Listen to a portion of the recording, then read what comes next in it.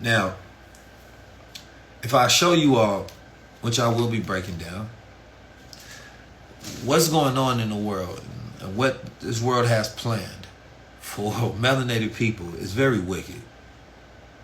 It's very wicked. You feel me? It is very wicked.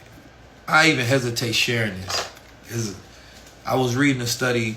My sis X, who is a tech wizard, she sent me a study upon how AI can get anxiety and stress. Y'all stressing AI out. Now, this is an actual study, right, that shows that AI can get stressed out. How? AI is getting stressed out because people are putting in too much trauma content, right? When AI is taking in too much trauma prompts, right, and negative prompts about the world, it almost reacts like we do, right? So there's a way that they score the anxiety of AI, right? And they found that as it's taking in so much negative content about the world and negative prompts about the world daily and daily, it starts to stress out, which creates a particular bias and a social bias as it does in human beings, right? And so therefore it's not functioning at its highest level. So they've shown that you can actually utilize these prompts to get AI to get back to a baseline to where it is neutral again, so that it's performing higher and higher and higher.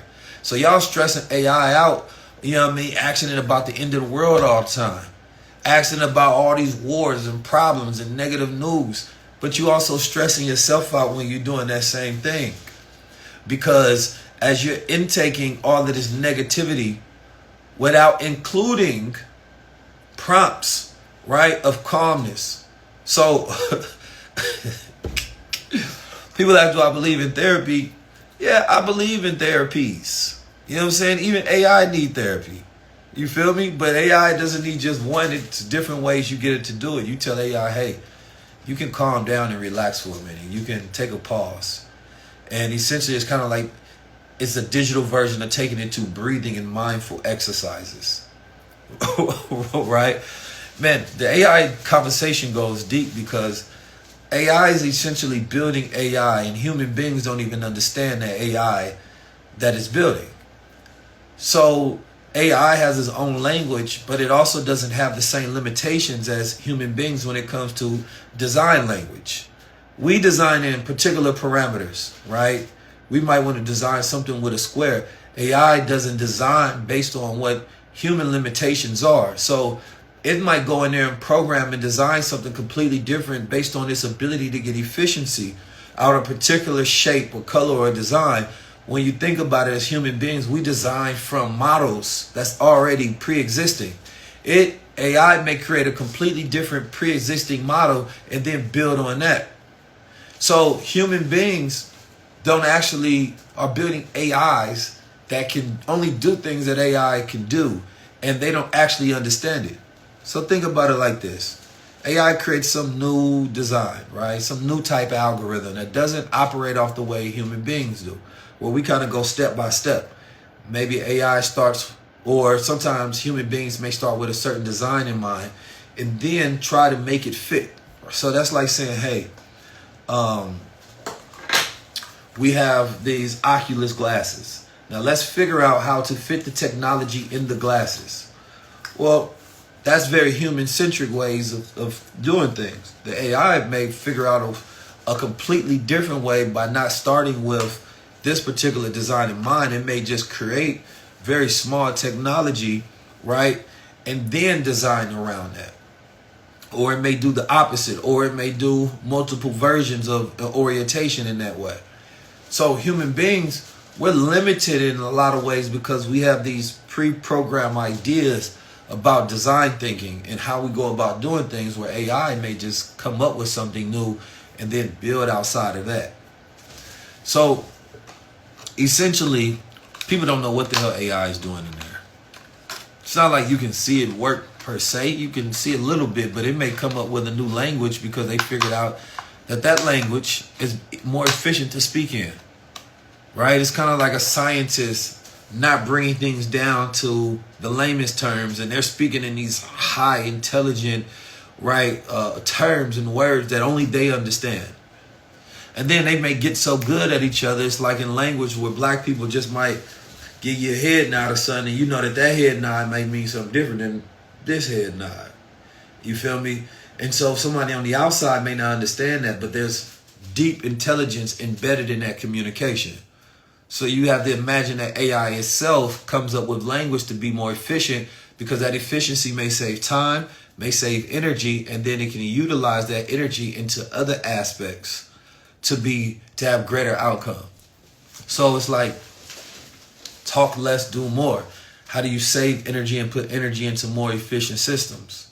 So anyway, y'all stressing AI out, and y'all need to give your AI some mindful breaks. And you're stressing your mind out, and you need to give yourself some mindful breaks.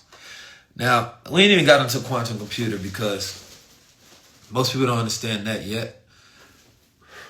It's not hard to understand, I would say. But again, when we're talking about learning in society is greatly inefficient right now. Think about it. When you get something new, we get manuals, and those manuals you got to read through. So I've never been a type of person that read instruction manuals. It's just never been my thing. I just go straight to trying to build, and I end up building it my way. And it might not be as efficient as a manual. It may be completely different. I just think about the pieces. I look at them. Sometimes I may look at the instruction manual, but what I'm really trying to do is save time. So today, if a person wants to learn, the learning curve takes you through a structured set of steps, because this is what people have designed for you to learn. But there's a viral video right now on Twitter where there's two Asian young girls. One is Korean and one is Chinese. And they both have the same problem. And they're solving the problem based on the way their country shows them to solve a problem. Now, one takes about maybe 3-4 steps and they're done. The other one is going to about 10 steps before they're done, right? And then if they would have showed the U.S., then that probably would have took even longer because of the way we learn. Now, in school, a teacher would have said, show your work. But your mind may have been similar to the way that the student in China solved the math, but you might not have the language to explain it. So you may get flunked. And then you may have been more intelligent than a student in your way of showing their math, because their brain may have been one of those type of brains that is better at memorization and solving problems in this linear dynamic, right? So, of course, the student in China won because they had less steps to get to the answer. Now, you have to think about AI. How does it solve math, right? If it had access to a comprehensive database of, solving mathematical equations, right, based on all around the world, you think it's going to solve it the way you do it? No. So quantum computers are saying that, what if I can try 100 million ways to solve this at the same time? So they have things called qubits, right? Instead of going step by step, binary steps, the qubits is like saying, man, what if you had 2 arms and you were trying to solve the problem? Then it's saying that, wait a minute, what if you have 4 arms? Then it's saying that, what if you have 50? Then if it's saying, what if you had 100? Then if it's saying, what if you had 1,000,000? Eventually, one of them will solve that problem much faster than the person that's working with 1 hand, or 2 hands rather, right? So the quantum machine is operating, right, all at once, trying 1,000,000 different ways. So of course it's going to always get to the solve much faster than a traditional computer. Does that make sense? Now, China just released a model that is ahead. So that's why it may say, what if there's 100 million computers in the world, right? And, you put every single computer to try to solve a problem. And so it's trying 100 million different ways, but it's doing it in binary ways. But if you have a computer that can do it in a billion different ways, right? Then it is computing with more power than all of the computers in the world. So you got 100 people on it. I got 1 billion people on it. Who you think will get there faster? The billion. It's simple. So this is what we're going in machines. So now they can map entire genome structures of the human body. So imagine they know everything about your cell, why it operates a certain way. They can remap it, reconstruct it. This changes the paradigm of medicine because now, a lot of people didn't like what Robert F. Kennedy said about medicine. He said that black people and white people's bodies are different. Now, the biologists would tell you, well, we're 99.9% the same, and that may be true. But it's the 0.1% that creates the variation of differences between human beings on this planet Earth. You might have a doppelganger that looks similar to you, but for the most part, you're not running into a twin. Because that 0.1% variance is the reason why we all have a different fingerprint. Right? We have all these genetic and different bio differences. Right? And we can respond to medicine differently. Not always vastly different. So the question becomes is, do you leave this up to a generic medicine to say, well, this only may create a variant difference to 5% of the population or 1% of the population? Or do we say, what if we could customize it not to general populations, but to individual DNA? So now I'm not making it based on similarities in human populations. I'm doing it based on 19 keys. We took his DNA and we made medicine based on the way his molecular biology works. I think that medicine now won't have any side effects. That's different. So you take that same model of thinking and you scale that across education. Do I sit there and the teacher, and in the hood we have large class sizes, and instead of teaching a whole class one way, right? What if I learn this student and I teach them the best way they can learn? So I'm developing masters and geniuses and savants. So you got one kid that's excelling. It doesn't mean that child is smarter than the next child. The question is not looking at the child, but maybe you're looking at the teaching. There's this thought in the world that because this cat got an A and this one got an F, there's something wrong with the child that got an F. But if you have an AI system, then you would then configure a way to teach that child in a manner to where they get the A as well. Not trying to get this child to conform to the way that this child learns so that they can bring up their grade.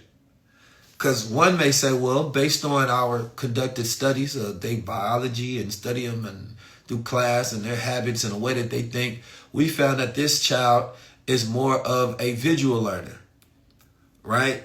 And they learn during these times of the day, and they learn utilizing this language, and they learn utilizing these examples. And we say, okay, now let's give them completely different tests. Let's give them completely different work. They may learn by actual real world experience. They may learn by smaller groups or individual or large class size or integrating games. Because the goal would be to increase the aptitude of each individual based on their gifts, skills, and talents. So this is where the customization of education comes in, right? It's like instead of having a teacher, you have a tutor. Because what do we see when children get tutored? That grade starts to go up because they're getting specialized teaching, because the tutor is not just teaching the student, they're learning the student. So the student is learning themselves. So therefore, they have the ability to now learn better. So what we would attack in society is learning. And so these are the type of conversations we'll be having in the High Level Club. It's going to be a brave space for everybody, so that you can become better. You understand me, as a society. And one thing that we're going to do in High Level Club is everybody is going to be getting their own file on themselves so that you have a customized way of viewing the world based on your strengths. So we've done this before, but I've actually refined this now so that everybody will be getting, right, a report. And I've customized this report so you're going to know yourself more than you ever have.